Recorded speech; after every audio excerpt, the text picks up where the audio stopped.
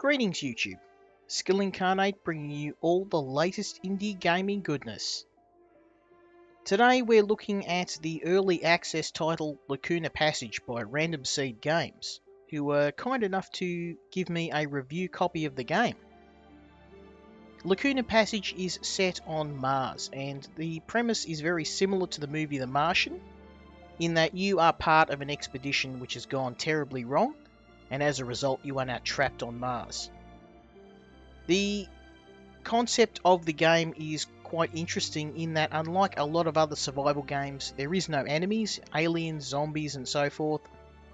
The real enemy is the dwindling supplies you have with you in terms of water, food and air, and the harsh climate of the planet Mars itself. You really don't have a lot of equipment with you, and equipment and everything in the game breaks down over time, so you are in a constant race against the elements and the planet in order to keep enough equipment to remain alive. Now, I'm not going to mention any more of the game. I'm just going to say that this is a first impressions video. The game is not in a complete enough state for me to do a review, but we're going to have a bit of a look at the game mechanics, and I'm going to show you some of the features of the game.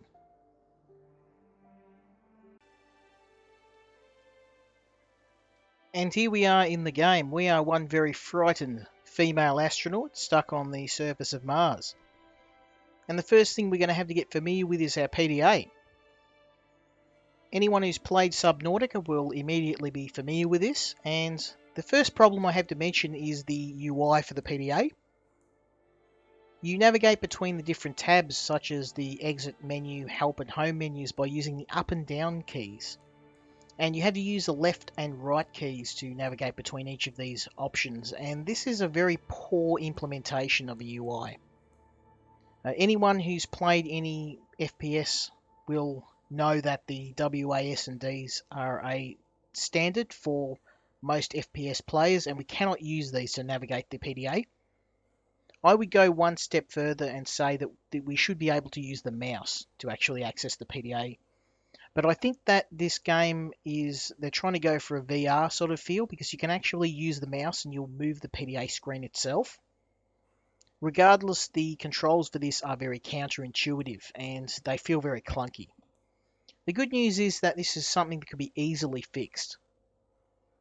Now, going into each of the items in the PDA main menu, first we've got our vitals, and this is a very interesting way of showing the standard survival metrics such as your food, water, your rest and your body temperature. As you can see in nutrition, this represents our hunger in terms of calories, vitamins and lipids. And the simple fact here is we just need to eat. We need to keep our calories up around the 1900 range. This is as high as your calories will go. In terms of hydration, we have our electrolytes, our blood cell count, and the BUN creatine ratio. I don't know what that is. Please, those who are medically minded, let me know in the comments. We have our exhaustion meter, and this is pretty self-explanatory. We just need to get some rest, and obviously we will need to have a home base in order to do that safely. And finally, we have our exposure meter, and this is very important because we are on the surface of a very, very hostile planet in terms of weather. Next, we have our navigation. And the navigation menu is very interesting in terms of it being the map of Mars. And as we explore the planet, we'll be able to add additional waypoints to this. And as we can add these waypoints on the POIs, we can come back and get more materials, go out, look for interesting bits and pieces that we can scavenge for. And this is very important in terms of getting spare parts in order to keep your home base running. Because everything in the game in terms of machinery will actually break down over time. And this can be quite hazardous if you don't have the parts to keep everything running. Now, this at the moment we cannot use this because our navigation unit is offline. We're going to try and fix that at a later time. Next we have our inventory, and this is pretty self-explanatory. We just have a few spare items with us, including some water and food. We'll be using these spare parts to do some repairs at our home base when we locate it. Next we have our weather, and as I mentioned, the weather on Mars can range from nice and sunny to horrible storms and darkness with freezing temperatures. And at the moment, I don't think they've implemented the extreme weather yet, but they have implemented the drop in temperature, the drastic drop in temperature of a nighttime. You definitely don't want to be exploring Mars of a night. You can freeze to death very quickly.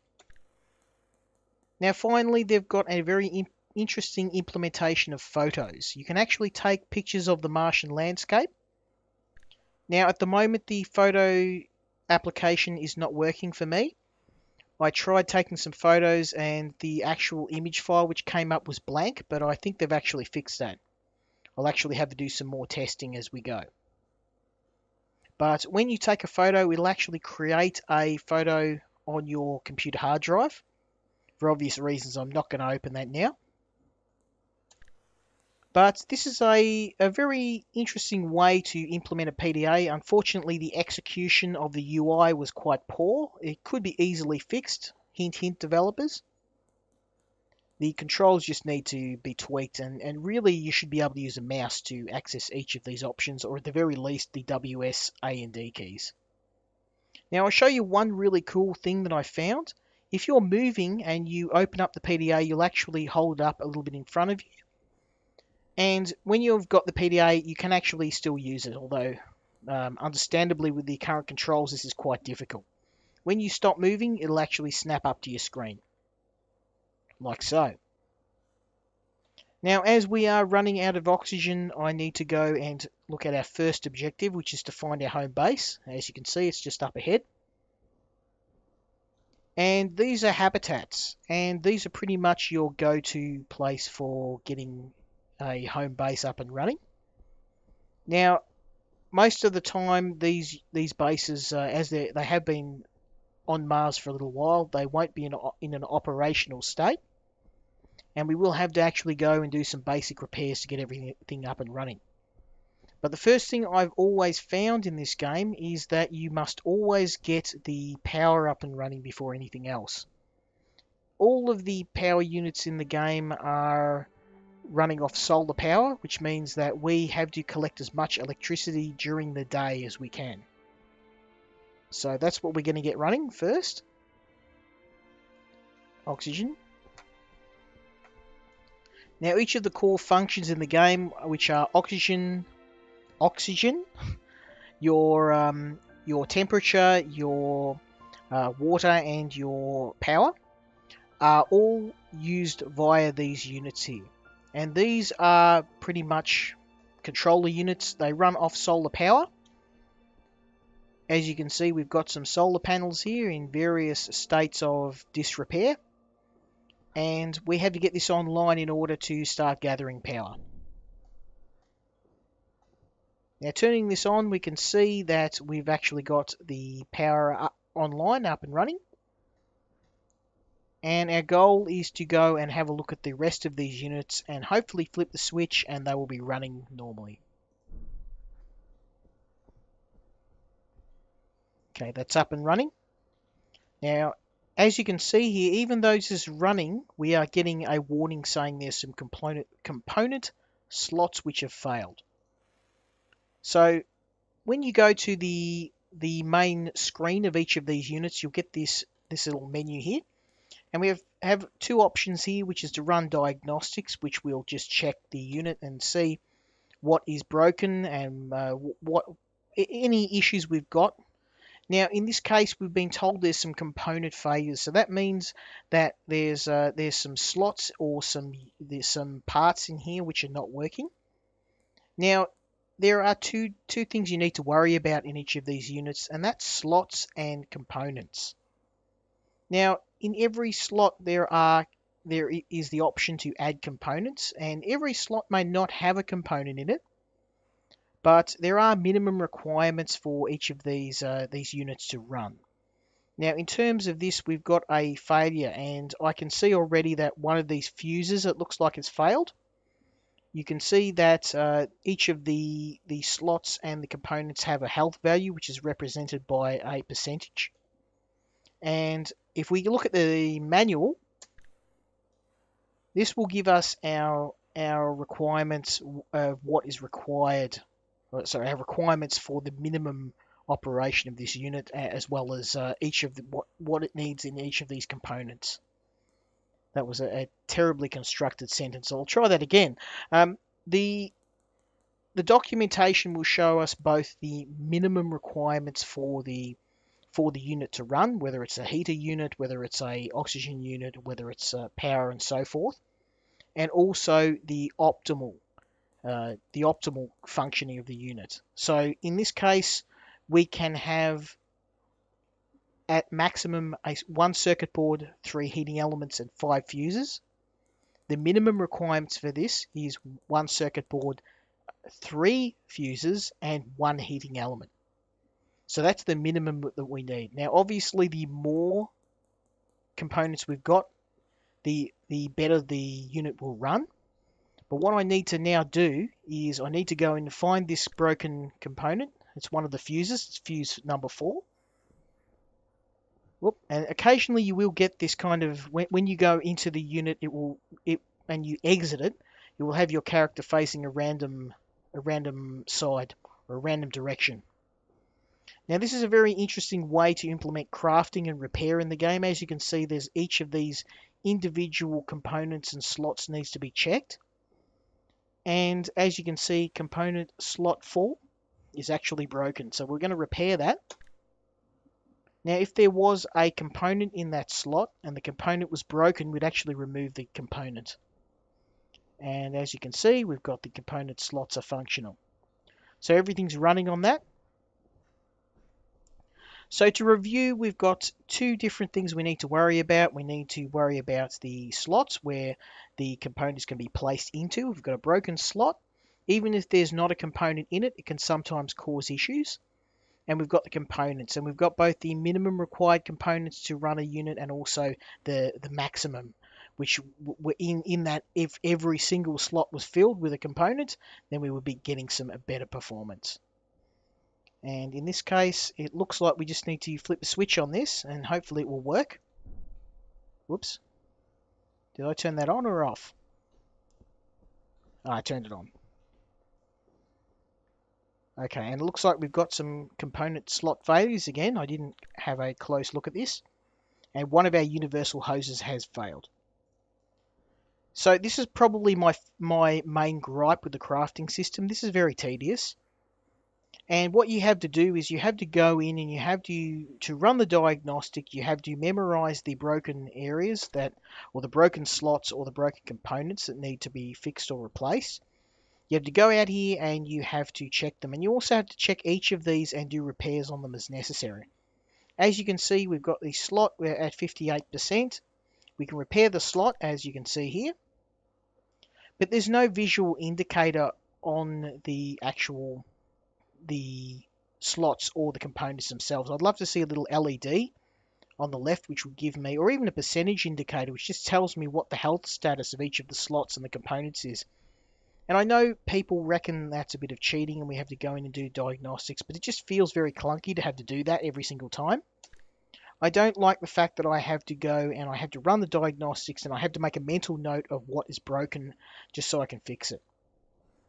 Whoop, and as you can see there, it's had us facing up to the sky. So let's get this up and running.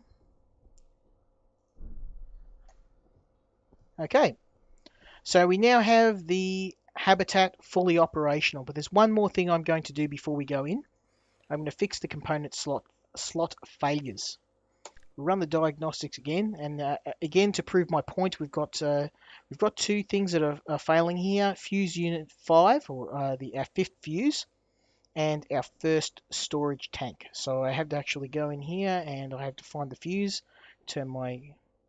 I hate the fact that the duck key in this game, for some reason, it makes your character duck extremely low. This seems a little low for a crouch, but that's a minor gripe.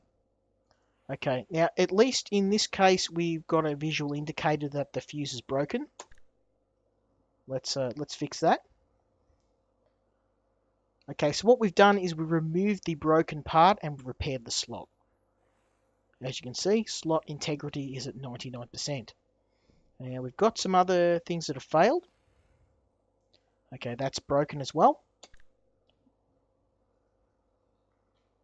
Okay, excellent, fully operational. Now, as you can see, these are not operating to an optimal level. We've got some slots which don't have functional components. We need some extra fuses. We need a extra hose in this case.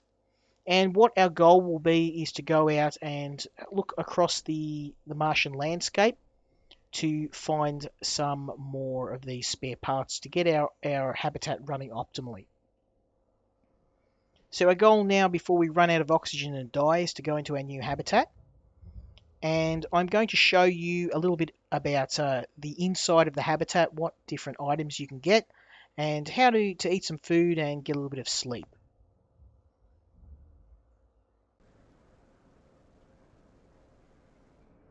The habitat.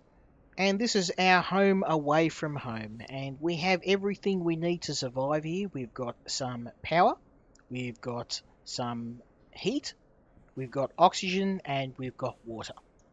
And we can check on each of our component parts, each of our core functions, by going to this laptop here to check the status of the habitat. And as you can see, we've got power, which is charging via our solar panels. We've got our temperature, which is a nice 20 degrees. We've got water, which is being reclaimed by our water reclaimer, and we've got oxygen. And that is also being reclaimed via our re-oxygenator. And we've repaired all of those systems so that they are functioning. But we can improve on their efficiency by getting more parts for them.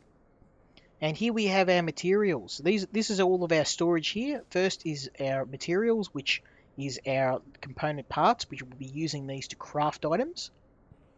We have our equipment, and this is mainly our tools, and also some medical supplies. As you can see, we've got some health kits here. And finally, we have consumables, and this is our health items, our food and water. And as you can see, we've got plenty of water, but not a hell of a lot of food. So we will probably need to go out and do a bit of exploring. Now we have our crafting bench here, and I must admit I am struggling with the crafting system. I can see here that in order to craft, we have a requirement on tools. I've already found the building tool, but we also need an engineering tool, or at least 2 engineering tools, and a chemistry tool. And in addition to that, it's also telling me I need a crafting plan, which I don't have. Next we have our salvage, and we can break down our items which are faulty. So any components we find that are broken, we can actually break them down and hopefully do some repairs or replace the items using the parts that we can get from broken components. Again, I haven't been able to use this much. At the moment I only have some parts which are actually functioning, so I have no need to actually break those down. And that's pretty much it. This is our base in a nutshell. So our next goal will be to go out to the Mars landscape. We'll need to eat a little bit of food because we are indoors. This is the main thing you have to remember. You can actually eat food, but you can only do it whilst you are indoors. And you do need to consume a little bit of water. And then and check on our vitals before we go out. And as you can see, I am a little bit low on nutrition. But as you can see, I've eaten some food and that is now going up. So let's go outside and we'll have a little bit of a look around and hopefully find some more useful items that we can create some new components out of, and hopefully even find some food.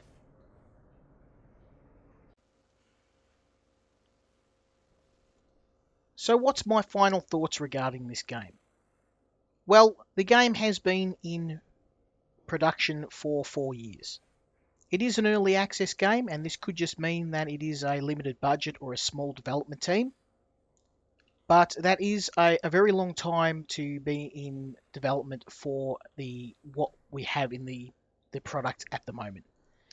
It does feel like the game is only about 50% complete, and there are a lot of bugs with this game.